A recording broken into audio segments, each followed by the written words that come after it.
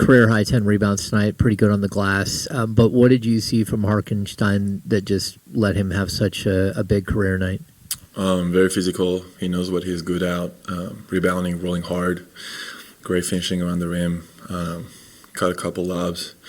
Plays more intensity than us, so he got a pretty good game tonight. Yeah. First quarter, you guys were right there with them. Second quarter, what do you think changed? Well, I mean, obviously we had a couple defensive breakdown. They made shots, and yeah, I mean, as you said, we were there right in the first quarter. I think we were there for 3.5 quarters last time we played them on the road. So it's a team that we can beat. I mean, they just lost before coming into our building, so there's no reason for us to come in without the mentality that we can challenge them, we can beat them. We showed it in the first quarter. We need to sustain that for 4, though. Max, I mean, taking a look at the Thunder for yourself, just what do you see in that team? Obviously, the champions, but first time really kind of going up against them like that.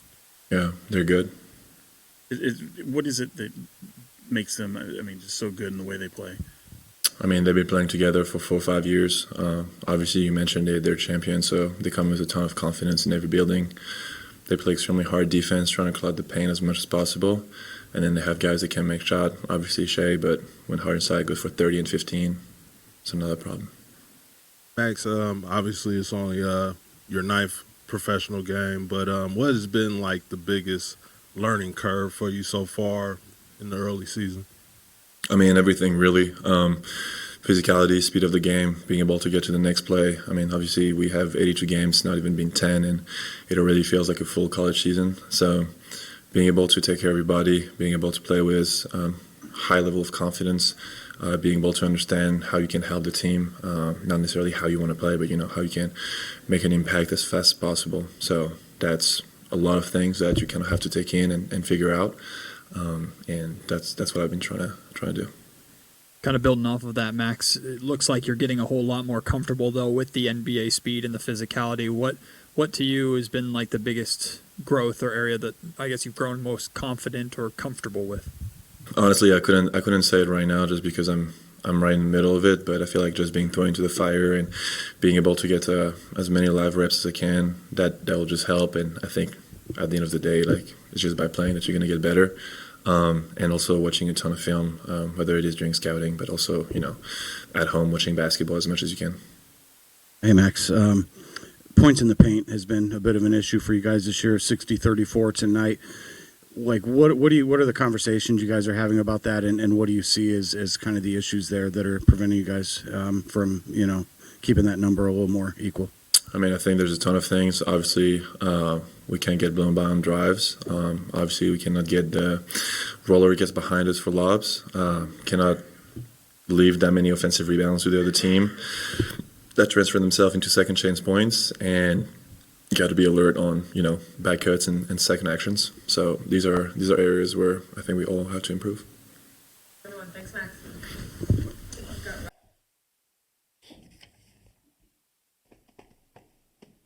Hey, Russ. The points in the paint issue is kind of an ongoing thing, 60-34 tonight. What are you seeing there in terms of the issues you guys are having? Just get real stagnant offensively. I think when we move the ball, play with some pace, it allows us to be able to cut, get to the rim, finish. I think that we just missing a lot of those opportunities. Yeah, it starts with our defense too. We get stops, it allows us to go on and run, but we're not doing that at a high level right now. Obviously, playing defending champs, you can't afford to give up. I don't know how many points in the paint, 60 points in the paint. So I think we need to look at the film and figure out how we can just guard and be better,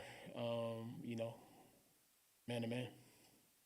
Russell, of course, Isaiah Hardenstein had a big night tonight, 15 points in that second quarter. There was a couple times when he got downhill and nobody, got to him. What were some of the issues, trying to come? I don't know. I got to watch it and see. It's hard to say in the mix of the game, but I'll watch the film and kind of evaluate and see how he was getting free. But it's hard to evaluate without watching it. Kind of along those lines, the second quarter obviously seemed to be pretty detrimental for you guys. What was kind of maybe happening within the moment that was not up to you? I would say turnovers, which started my damn self. taking care of the ball and getting stops, man. I think, they are one of the best teams in deflections, scoring off turnovers, and, we play right into their game and got to do a better job of that in the second quarter. That can open the lead up. Russ, you've done this for a long time. You face these guys, I think 20th game facing them. Yeah. Is it old hat, or do you get a little bit of extra juice anytime you face a former team? No, I mean, for me, I play the same way every night, compete at the highest level, given the opportunity, and whoever's on the other side doesn't change, the energy and effort I'm going to play with. Russ, going back to the points in the paint, the rebounding, typically a lot of that's put on the shoulders of the big man, but you've spent some time even playing at the 4. How can guards specifically help with those issues when you're a little bit undersized currently? Just being in position, using your quickness, finding ways to be effective. Sometimes when you are small, there are some advantages, which I think we saw some minutes where that was the case. And yeah. Yes.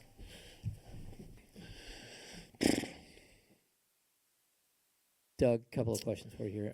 What did you see after the first quarter where you guys just kind of fell apart, especially with the big man getting to the rim? Just backside of the defense, not engaged, roller getting behind. You got to be up to a level. You can't let them get behind you. They did not feel us. The physicality of making sure and standing guys up was not there. So if it wasn't big fella, Hartenstein going down the lane, the guard was getting around the corner. It just unacceptable. We got to make sure that we can contain the basketball. That's first and foremost. 60 points in the paint is just way too many. We must be better, and we will. We will. And the second question, Keon didn't play until the fourth quarter. Was there a reason why Keon sat for the first 3, or is it just a numbers game? Yeah, it's a numbers game. I mean, there's a big log jam there, so night to night it could be different. It's not going to get any easier once you get Keegan back, but this is it's a good problem to have. It's one that hasn't been here for a long time when you talk about wing players and the ability to have them. But Keon's a pro, so I know he'll be ready and prepared. Doug, the energy level, not just for your team, but the whole game, and that first quarter seemed really fun but offensively driven. How do you create that energy on the defensive end specifically with this group? You just have to take pride in individual defense and make sure that you're keeping the ball in front of you and you're communicating at a high level. And that is starting with our coaches, starting with me. We have to be better because there's absolutely no excuse. We have to figure out a way. Try not to go zone early because they had seen that last game. So try to hold on to that as an adjustment, but probably should have maybe ventured down that even in the first half. I think I maybe did it once or twice. But yeah, we have to communicate. We have to be physical, and we have to keep the ball in front of us. There is no defense for straight line drives. Points to the paint, Doug, was pretty big tonight. Was that defensive breakdown? What do you think went wrong there? I mean, I had to go back and watch the tape, but there was some rejects. That's a defensive breakdown. Not being up to a level, letting the guy get behind you, and then nobody on the backside stepping in and getting in the way of Hartenstein and standing him up. Those would be breakdowns. But, in these moments, you're emotional. You see the game one way when it's live and you're there, and then you go back and watch the film and you'll see some other things. So I'll have to go back and watch it just to make sure. Coach, you mentioned about having all the wings, and how difficult is that to figure out the correct rotation to use? I mean, for me, I think the correct rotation is going to be whoever plays defense. That's going to be the rotation. But it's tough because all these guys have worked extremely hard. They're good players, so it's a tough one. But it's at the same time that's part of the job. So we will figure it out. It'll be nice to get us all healthy so we can really get a good look at it. But as of right now, we just have to figure it out. Yeah. When you look at that first game in OKC, were there similarities? I know tonight, obviously, that big second quarter kind of sticks out, but was there similarities in the way you guys approached this game compared to that one? Maybe a little bit. It's a different game. It's a different vibe. You knew what they were gonna get last night. The other night when they lost in Portland. So it's a championship team. Been on teams that have that mindset. It's like, okay, the next one we're coming in, we're making sure that we're locked in, we're going to be physical, all these different things that you saw from a team like that. And my biggest thing for our team was, stay present in the moment and play 24 seconds at a time. And we did that a little bit in the first quarter and won the first quarter. And after that, just too many straight line drives, not enough physical presence consistently. And when that happens, a team like that is going to get away from you. With Zach, I know he didn't play on Wednesday with the back soreness. Are there ways that you can manufacture more shots for him, or was it just sort of an off night? How do you sort of? I'd have to go look at it because when you're standing there, you're thinking, shoot that one, And there was a couple I saw that he pump fake and passed up, but we want a lot of our plays when we go to sets. Some of them are for Zach, obviously, but at the same time, in the flow of the game, we got to make sure that we are driving the paint. They are definitely boxes and elbows, heavy at the nail, and you got to advance the basketball. There's no need for extra dribbles. Get off the basketball. If the shot's not there, now you've created an advantage, and then we got to play next basketball after that. That stylistically is how you get to a team like that. And when we watch a film, you watch Portland, you watch anybody, even the first time that we played them. The ball's hopping, it's moving around. You got to move the basketball because they are locked in on one side.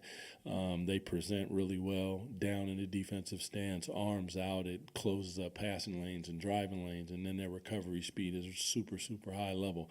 So you can't hesitate. You're either going to shoot it or you're going to drive it and create something for a teammate. And when you don't do that, they lock in on one side, and then they're handsy and physical, and it can be extremely tough. That's not a team that you want to be going ISO basketball, dribble against. You have to create an advantage, move the basketball, and take open shots. When a shot is created, it must be taken.